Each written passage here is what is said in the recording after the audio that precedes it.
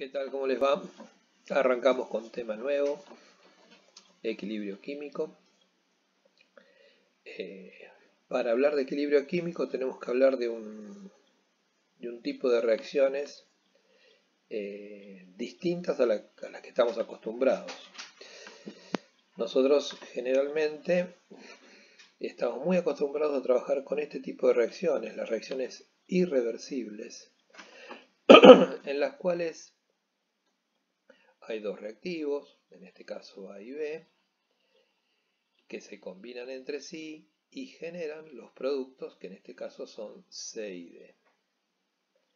Flechita para la derecha, reactivos que se convierten en productos, nada anormal, todo en su lugar. Las letritas minúsculas son lo que llamamos los coeficientes estequiométricos, que son los numeritos que usamos para balancear la ecuación. Bien, pero les traigo malas noticias. Hay otro tipo de reacciones, que son estas reacciones que vemos acá, las reversibles, en las cuales, acá tengo un temita, flecha para la derecha, flecha para la izquierda.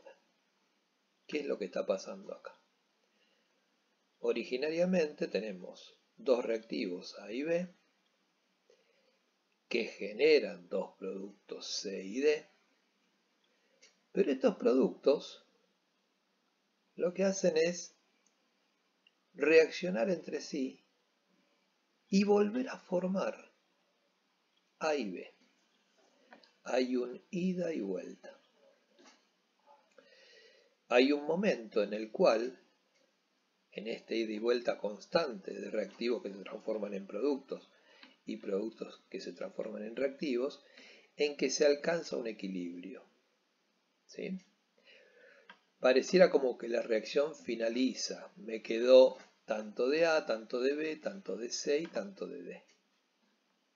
Pero en realidad la reacción continúa. A y B se convierten en C y D se convierten en A y B, pero las cantidades, las proporciones de reactivos y productos se mantienen constantes y ahí es donde hablamos de equilibrio. ¿Sí? ¿Qué nos va a interesar de las reacciones en equilibrio? Fundamentalmente esto, las concentraciones iniciales y sobre todo finales de reactivos y productos. En las concentraciones en el equilibrio vamos a ver qué proporción de cada uno de esos compuestos nos queda. Estos dos gráficos que vemos acá estarían respondiendo de manera distinta a esta ecuación reversible que tenemos marcada acá. Fíjense que acá tengo un eje vertical que mide las concentraciones siempre molares, y acá en el eje horizontal el tiempo en que se da la reacción. Bien, entonces, en este primer gráfico tenemos los reactivos A y B en su punto máximo, que comienzan a reaccionar, y si comienzan a reaccionar, A y B se empieza a formar C y D. Fíjense, acá hay un error, recién lo veo. Pusieron, esto está sacado de un libro, acá va una D, que la pusieron bien acá. Esto es una D. Bien, entonces, los reactivos A y B empiezan a reaccionar y C y D se empiezan a formar. ¿Sí? Entonces, esta situación se va a dar hasta llegar a un lugar que es el lugar del equilibrio. ¿Qué es lo que pasa acá? Las concentraciones de A y B se mantienen constantes, por eso esto es una línea horizontal, y lo mismo pasa con C y D. ¿Qué me está diciendo esta zona de equilibrio? Bueno, que en este caso una parte de los reactivos reaccionaron y generaron C y D. Fíjense que las concentraciones de A y B quedaron por encima de las concentraciones de los productos, en este caso. Podríamos haber modificado la situación, podríamos haber trabajado con otros compuestos y haber generado este otro gráfico. Fíjense lo que pasa acá. Acá A y B comienzan a reaccionar y llegan al equilibrio en este lugar. A medida que A y B van bajando su concentración, C y D la van subiendo y de nuevo llegan al equilibrio en este lugar. ¿Qué diferencia hay con este gráfico? Bueno, que acá C y D alcanzaron una concentración mayor. ¿Qué quiere decir esto? Que esta reacción, comparada con la anterior, es una reacción que tuvo un mayor rendimiento. ¿Por qué? Porque se generó mayor cantidad de productos en relación a la anterior. Así que bueno, lo interesante de estos gráficos, es que nos muestran, por un lado, las concentraciones iniciales de reactivos y productos. Esta sería la concentración inicial del reactivo y esta la de los productos, que lógicamente en el instante inicial no va a haber nada de productos porque la reacción todavía no comenzó. Y en la zona esta, donde las dos gráficas se mantienen horizontales, ahí tenemos las concentraciones del equilibrio. Estas concentraciones del equilibrio son las que vamos a trabajar. Porque estas concentraciones que se dan en el equilibrio me generan la constante. La constante de equilibrio, que es una constante que funciona para cada reacción en particular y en las condiciones de presión y temperatura también particulares. Cambia la temperatura, cambia la constante de equilibrio. Esta constante de equilibrio, que la vamos a llamar Kc, es una división, es una proporción, en donde en el numerador vamos a poner las concentraciones de los productos elevadas a sus coeficientes estequiométricos, o sea, estos numeritos que estarían acá. Es muy importante cuando trabajamos estas reacciones que estén balanceadas, porque si no están balanceadas, no sé qué exponente poner en la fórmula de la constante de equilibrio. Así que bueno, en el numerador tenemos las concentraciones de los productos multiplicadas entre sí, elevadas a los coeficientes estequiométricos que le corresponden. Fíjense que los corchetes, lo que me están hablando es de las concentraciones de cada uno. Acá que va, molaridad, la molaridad en el equilibrio de los productos. Abajo en el denominador tengo cada uno de los reactivos elevados a sus coeficientes estequiométricos multiplicados entre sí. De nuevo, si acá hay corchete, estamos hablando de concentración molar. Acá les aclaro, las concentraciones son las del equilibrio, o sea que si estamos mirando los gráficos de la reacción, las concentraciones que nos interesan usar en la constante de equilibrio son los valores correspondientes a las zonas de equilibrio, las zonas donde las concentraciones se mantienen constantes, las zonas de las horizontales. Aclaro acá también que bueno, los exponentes son los coeficientes estequiométricos, los numeritos que usamos para igualar la reacción. ¿Por qué es importante calcular la constante? Porque la constante me indica, por un lado, si la reacción tiene un alto rendimiento o tiene un bajo rendimiento. Acá tenemos un ejemplo concreto. Tenemos 0,4 moles de dióxido de azufre, 0,2 moles de oxígeno en un recipiente de 1 litro y se genera esta reacción a 1000 grados centígrados. Siempre vamos a ver que aparece acá, estoy marcando ahí, siempre vamos a ver que me aparece una temperatura, es de forma eso, ¿sí? Estas constantes dependen de una temperatura, pero bueno, es un dato que no vamos a usar, pero que tiene que estar presente. Bueno, la reacción química es esta. Tengo 2 moles de dióxido de azufre, 1 de oxígeno, que me generan 2 moles de trióxido de azufre. La ecuación está igualada. Fíjense arriba que me hablan de moles de cada uno de los reactivos en un litro. Así que esta relación mol por litro me está dando la molaridad. ¿De acuerdo? Originalmente yo tengo 0,4 molar de dióxido de azufre y 0,2 molar de oxígeno. ¿Por qué? Porque hay un litro en el recipiente.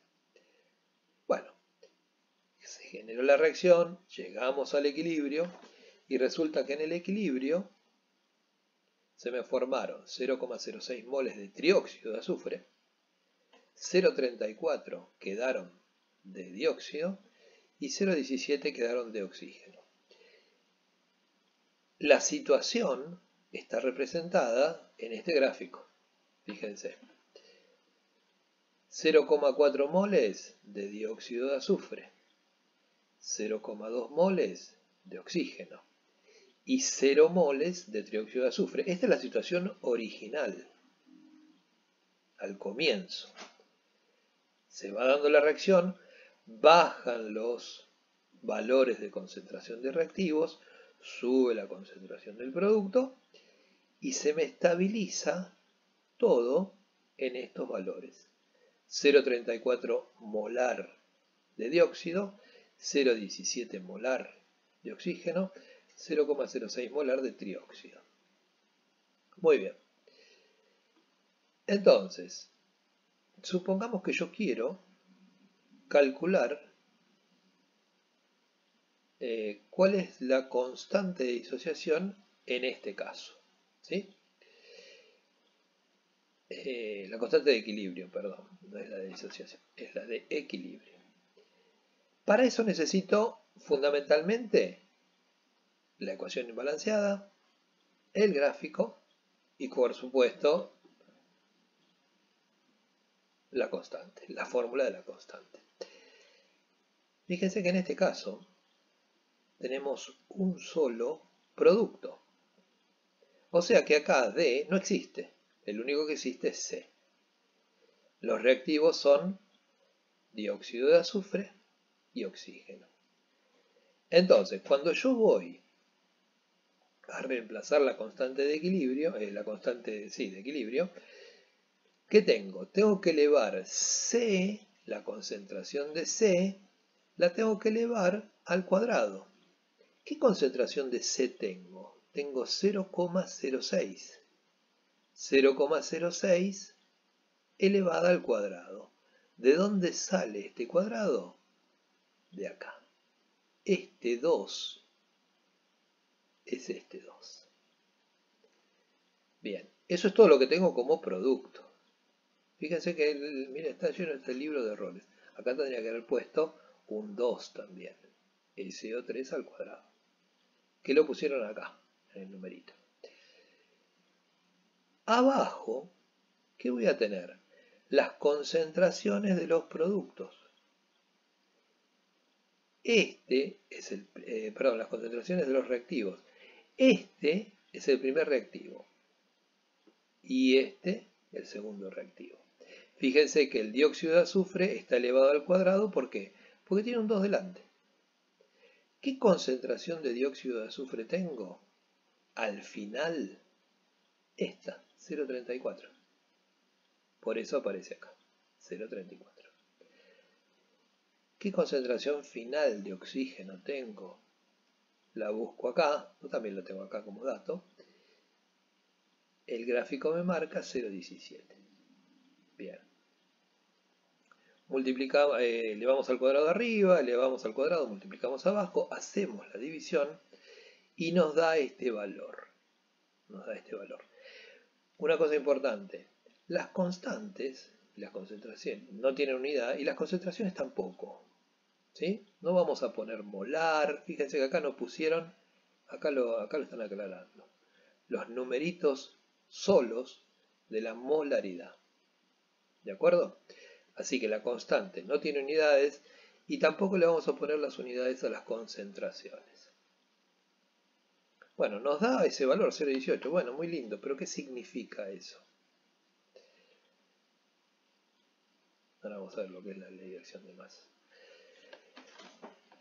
Según el valor que toma la constante de equilibrio, me puede suceder estas situaciones. Por un lado, puede ser que esta constante me dé mayor que 1. Y en ese caso vamos a decir que hay un rendimiento alto. Fíjense, en el equilibrio resultante la mayoría de los reactivos se convirtieron en productos. Esto sucede cuando la constante es mayor que 1. Si la constante es muy alta, cuando tiende a infinito, y esto sucede generalmente cuando el denominador me queda en 0, cuando la constante de equilibrio tiende a infinito, en el equilibrio prácticamente solo existen los productos. O sea, los reactivos reaccionaron totalmente. ¿Sí? Y por último, dice, cuando la constante de equilibrio es menor que 1, que es lo que nos está pasando acá, nos queda 0,18. Dice, indica que cuando se establece el equilibrio, la mayoría de los reactivos quedan sin reaccionar, formándose solo pequeñas cantidades de productos. O sea, acá hay un rendimiento bajo. Cuando Kc, o sea, la constante de equilibrio, es menor que 1, o sea, me da con 0, el rendimiento es bajo. Las constantes de equilibrio no son nunca negativas. Son siempre valores positivos. Por lo tanto, si Kc es menor que 1, va a ser un número comprendido entre 0 y 1. 0, algo. Fíjense que en nuestro caso, el ejemplo, la constante de equilibrio nos dio 0,18. Estaríamos en esta situación. Constante de equilibrio menor que 1. Un rendimiento bajo. Si volvemos hacia arriba, fíjense lo siguiente. El gráfico ya me está avisando que acá hay un rendimiento bajo. Porque fíjense, los reactivos bajaron, pero quedaron por encima de la concentración de los productos. ¿Sí? O sea, muy poca cantidad de los reactivos terminaron formando el trióxido de azufre. Así que la constante de equilibrio me genera esa información. Si es mayor que 1 tiene un alto rendimiento, si es menor que 1, bajo rendimiento. Y por último nos queda, como marco teórico de esto, lo que llamamos la ley de acción de masas, que es poner en palabras la ecuación de la constante de equilibrio. ¿Sí? ¿Qué dice? En un proceso elemental, el producto de las concentraciones en el equilibrio de los productos, o sea, lo de arriba, elevados a sus respectivos coeficientes estequiométricos, dividido por el producto de las concentraciones de los reactivos en el equilibrio, elevadas a sus respectivos coeficientes estequiométricos, es una constante para cada temperatura, y esa constante se llama constante de equilibrio. La ley de acción de masas no hace otra cosa que contarnos en palabras lo que nos dice la ecuación. ¿De acuerdo? Bien, hasta acá, esto es el comienzo. Acá estamos sacando el comienzo de equilibrio químico. Yo les voy a dejar, aparte del video que armemos con esto, les voy a dejar el documento documento sobre el cual estamos trabajando y aparte un trabajito práctico con algunas preguntitas sobre esto. Así que bueno, el viernes nos estamos viendo y acuérdense que el objetivo de las reuniones del viernes es charlar sobre las dudas que hay, las dudas que surgen sobre las tareas propuestas. No se apuren a entregar, ¿de acuerdo? Primero lo charlamos porque el tema es el siguiente. Yo este tema lo doy en clase y a medida que voy explicando van levantando la mano y van preguntando. Bueno, el viernes es eso, es levantar la mano y preguntar. ¿De acuerdo? Mientras tanto, por supuesto, miren el video, miren la tarea, lo que puedan ir haciendo y resolviendo, por supuesto que bárbaro, porque eso nos ayuda a charlar el viernes. Bueno, nos estamos viendo. Un abrazo.